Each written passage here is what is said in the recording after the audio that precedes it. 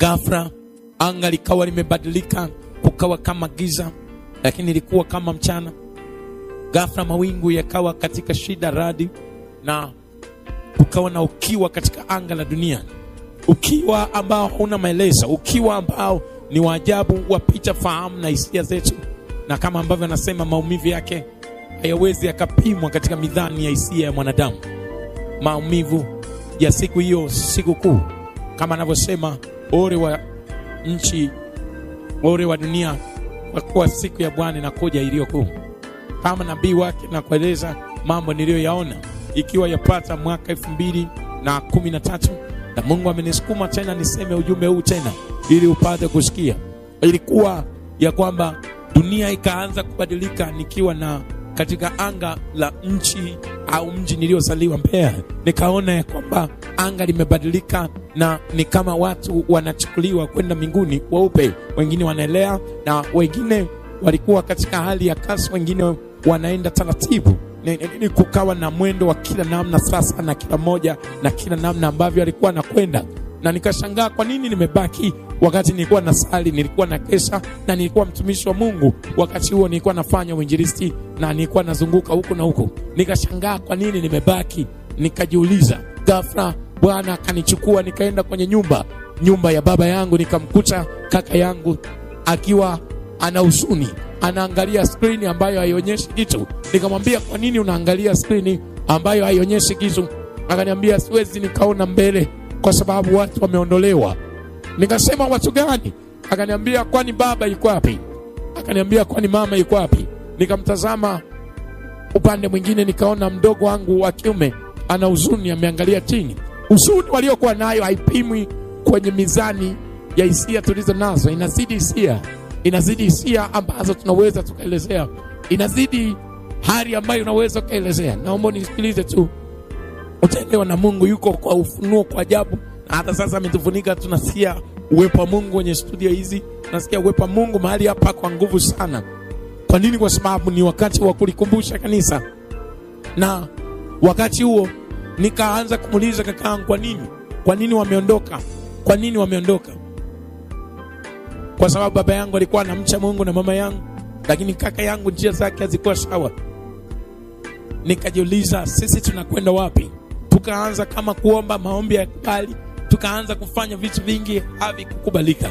Ghafla nikaanza kusikia kelele nje, kelele nyingi, watu wanakimbia huku na huku. Kukawa na samla nyingi za kuonyesha kuna tukio la ajabu limetokea duniani kote, limetokea kila mahali, limetokea mjini, limetokea kijijini, limetokea milimani na kila sehemu. Kama ambavyo nasema, siku hiyo mmoja atatwaliwa, mwingine ataachwa, mwingine atakuwa mlimani, mwingine atakuwa bondeni, mwingine atakuwa mjini, mwingine atakuwa kijijini. Itatokea namna hiyo. Ndivyo ambavyo niliona watu wanaanza kubomoa makanisa, watu wanabomoa, na wengine wakaanza kuana, na wengine wakaanza kupiga hata viongozi wa kiroho ambao walikuwa wamebaki, yani wachungaji na mapana na watu wengine ambao walikuwa wanaongoza kama watu wanaoelekea mbinguni, kumbe wameachwa. Wakaanza kutoa shutuma mbalimbali ya kwamba kwa nini tumeacha. Wakaanza kuwarushia mawe na vitu vingine na kila kitu ambacho waliweza kufanya, na kukawa na mwagiko wa damu nyingi kila sehemu. Kukawa na vulugano. Mama hana hamu tena, hata na mtoto mdogo anamwacha, mtoto analia hapo, mama analia kule, mzee analia kule, familia ziko zimeharibika. Kukawa na mvulugiko. Ninajua kabisa shetani hataki niseme haya, lakini nitasema katika jina la Yesu Kristo. Anga likawa limebadilika kwa sababu kila kitu ni kama kilikuwa kinasimama. Maana yake watu ambao walikuwa kwenye basi, wengine wanaondoka na wanashangae kwamba kuna mabadiliko, ni kama kuna viti vimebaki viko wazi. Nikaanza kupitishwa milimani, watu wanaondoka. Nikawa napitishwa katikati ya miji, naenda mji mwingine, napitishwa, naona watu wanaondoka na wanashangaa kitu gani kinaendelea angani. Kukawa na kelele nyingi ambazo hazina msaada, ni kelele za kukosa matumaini. Nasema naomba unisikilize. Kama una mwanya wa kunisikiliza, ujumbe ni wa muhimu sana. Naomba unisikilize kwa sababu tukio lilikuwa sio la kawaida. nikaona kwamba mioyo ya watu inayeyuka na hofu ilikuwa kubwa mno, hofu ambayo yapita hofu ya mauti, hofu ambayo yapita hofu ya kuvamiwa na jambazi, hofu ambayo yapita hofu ya kupoteza uhai wa mwanadamu. Ilikuwa ni hofu ya kuachwa na Mungu milele. Ilikuwa ni hofu ya kuachwa na tarajio ambalo lilikuwa limebaki, yani Kristo Yesu na ujio wake. Ilikuwa ni kama watu walikuwa wamejisahau, wakashangaa ghafla kitu kimetokea ambacho walikuwa wanasema ni kwamba tunakisubiria, lakini mioyo yao ilikuwa haisubiri tena. Wakashangaa kwamba kimetokea. Sasa kila sehemu kukawa na vurugu nyingi, kila eneo likawa limedaka kwa sababu kulikuwa na vurumai, kwa sababu kila sekta, kila kwenye viwanja watu wanaondoka, mashuleni wanafunzi wengine wakawa wanaondoka, kukawa na hali ya mabadiliko makubwa. Na automatically ghafla duniani, yani katika maeneo mengi ya nchi yangu, nikaona ya kwamba kama mambo yote yamesimama na kama kila kitu kilikuwa kimesimama, na kukawa na taarifa nyingi zinatolewa na watu hawataki kuzisikia. Kila vyombo vya habari vikao vinatangaza ya kwamba kuna tukio la ajabu limetokea, kuna watu wanaondoka na wanaelea hewani. Na ghafla nikaanza kuhangaika mwenyewe nikiwa kwenye hisia kali. Nikawa najiuliza nini kikatokea, nini kimetokea na nini kinafanyika. Nikawa nahangaika.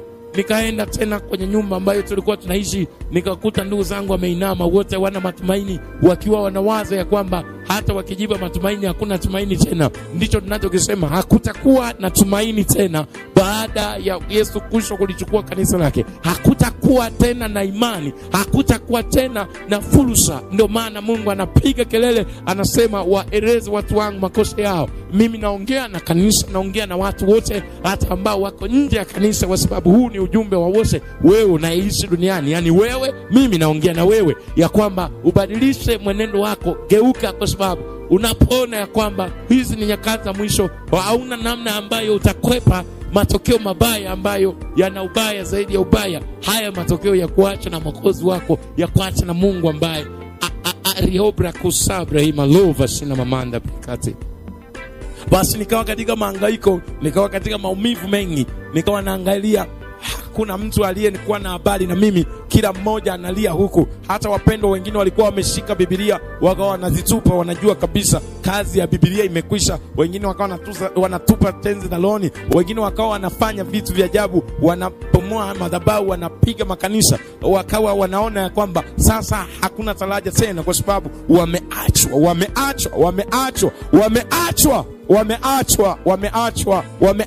wameachwa. Je, wewe utakuwa miongoni mwa wao ambao wataachwa?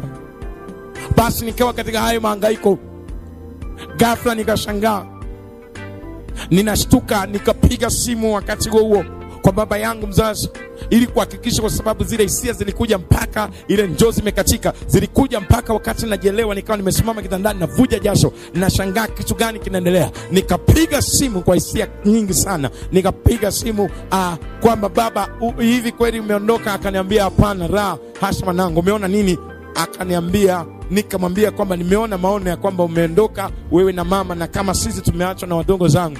Akaniambia, msikilize Mungu. Ghafla Mungu akaanza kuongea na mimi ujumbe mzito. Akaniambia yalikuwa ni maono ya nyakati za mwisho, na alikuwa na kuonyesha ya kwamba watu wangu wameniacha, na hata walio makanisani hawapo kwenye kiwango cha kwenda mbinguni, hawapo kwenye kiwango cha kunyakuliwa. Akanikumbusha Ufunuo 21 mstari wa 27, anasema na hakuna kinyonge kitakachoingia mbinguni na yule afanyaye machukizo. Na nikaanza kupewa mambo mengi. Akaniambia waliokuwa wanaomba waendelee kuomba, kwa sababu mikesha yao haitakuwa na maana. Waliokuwa wananitolea waendelee kutoa. Anasema kwa sababu watu wamechoka na njia yangu, wanaenda mbele zangu wamechoka. Akaniambia kwamba makanisa yamejaza watu, lakini hawa watu hawaendi kwangu. Akaniambia ajenda yangu si kujaza makanisa, ajenda yangu ni kujaza mbingu. Akaniambia mambo mazito. Akasema angalia, madhabahu zimenajisiwa kwa uchafu na uasherati, na kila mtu ameanza kuchukulia dhambi ni kawaida, ni kwa sababu eti giza limezidi, na ni kama msukumo wa kutenda dhambi unauzidi utakatifu. Akaniambia lakini mimi mimi sidhihakiwi. Nilisema nuru itang'aa gizani wala giza haitaliweza.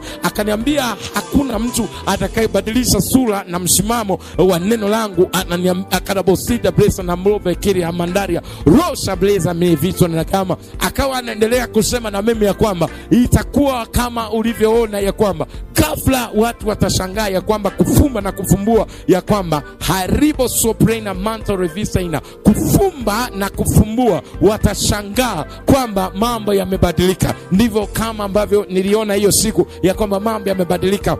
Watu wengi ambao walikuwa wameokoka waliachwa. Kwa nini? Kwa sababu miendo yao haikuwa sawa. Kama ambavyo umekuwepo kanisani, mwendo wako hauko sawa. Upo kwa ajili ya muujiza, lakini moyo wako hauko safi. Upo kwa ajili ya manufaa. Na nikaona watumishi wengi wa Mungu ambao walikuwa wanahudumia watu kwa ajili ya fedha, wanachukua fedha za watu, kumbe hawakujua Mungu anatumia tu vipawa vyao, lakini wakawa wameachwa, kwa sababu Mungu anaweza akamtumia mtu na kipawa na akizani kwamba kipawa chake kinaruhusu kuingia mbinguni, kumbe ni mtu ukataliwa. Mungu akawa ananionyesha manabii, akananionyesha wachungaji ambao walikuwa wanafanya project zingine baada ya kufanya project za injili. Kama unavyoona kwamba Mungu analipa kanisa fedha, linafanya mambo mengine. Wengine wamefanya vitu vya ajabu, wameacha kusupport injili na kuhubiri habari njema, kwa sababu huu mwisho unakaribia. Kama alivyosema Petro, mwisho wa mambo yote umekaribia. Akasema mwisho wa mambo yote umekaribia. Alikuwa na maana gani? Alikuwa na maana ya kwamba imefika wakati ambao Yesu anakaribia kurudi, na dalili zote zimeonekana ya kwamba Yesu anakuja haraka. Atakuja haraka na kumpa kila mtu ujira wake. Na wonderful enough, kitu ambacho kilikuwa cha huzuni ni watu ambao walikesha miaka mingi kanisani, walishuhudia, wakawa wamepoa, wakaacha mwenendo wao wakale, wakaacha upendo wao wa kwanza, wakarudia matendo ya unyonge. Nikaona wengine wanasema la, nilijua nitarekebisha. Wakawa wanajutia mienendo yao, kumbe tabu zao ndani ya Kristo zikawa bure, kwa sababu waliachwa.